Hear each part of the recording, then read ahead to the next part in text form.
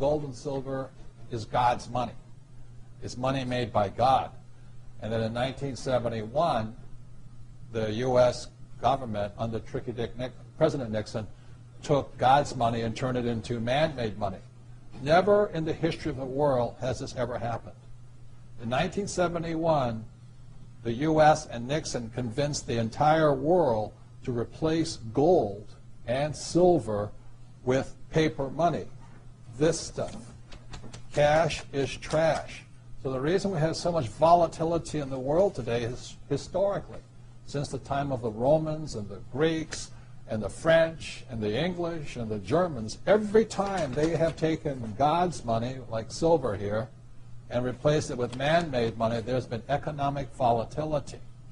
Now the problem is, so the dollar is going to keep dropping. So one of the reasons I can predict what's going to happen is I can predict the dollar will keep dropping simply because the U.S. government and now the euro, the European central banks, are printing so much of this trash. So you'll see gold going up in price, oil going up in price, real estate going up in price, because this is trash.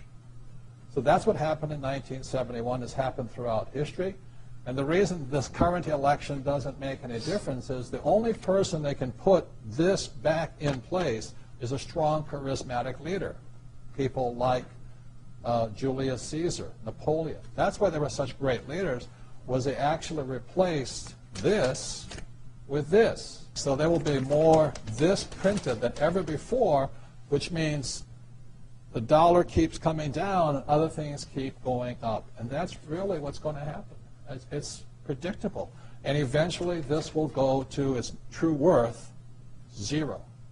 So all of you savers out there and people trying to save this trash, you're going to lose big time. To me, I've been saying this for a number of years now, silver is the biggest opportunity I have ever seen, bigger than real estate, bigger than anything else. And silver, as we're talking today, 2008, is about $15 an ounce. Mm-hmm.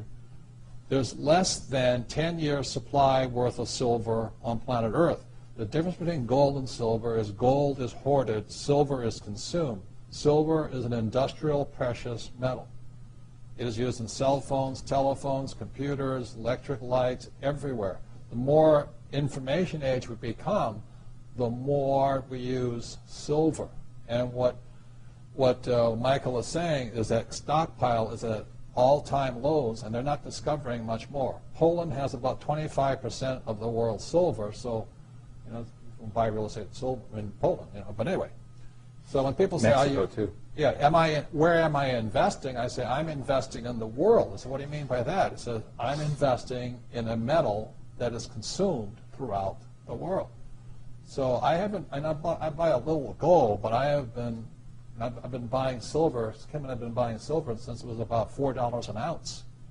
And we stockpile it. We buy ETFs. We buy anything we can in that stuff.